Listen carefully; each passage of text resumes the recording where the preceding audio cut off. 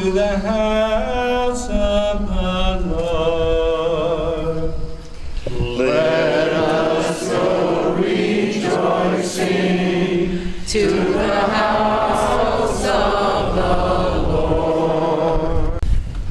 We have the plans of the church to present to you.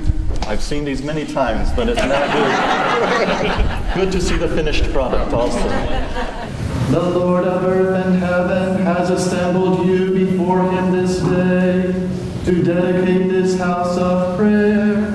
We give thanks to Almighty God for this gift of a beautiful new church here in Jefferson. We really can see the Lord's hand that has been guiding you from the very beginning of this process.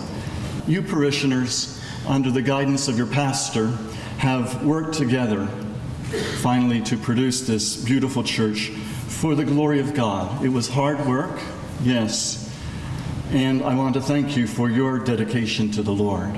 If you look closely really at the prayers and the ceremonies of the rite of dedication of a church, there's a beautiful interplay between the living temple of God made of living stones, which is human souls, and the physical structural temple of God, which is the building, the church building, in which we are now standing.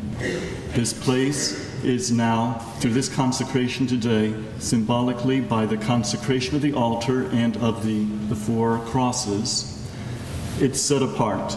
It's not to be used for any other purpose, but solely and explicitly for the worship of God. The incense, which in a few moments will be burned on this altar to signify the sacrifice of Christ. The incense is burnt up, it's used up, it is sacrificed to signify Christ used himself up, sacrificed himself on the cross for our salvation.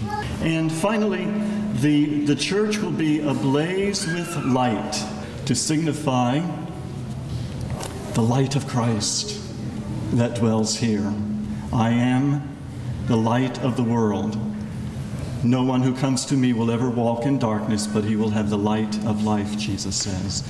Here is where we find the light of the world, to push back the darkness of this world.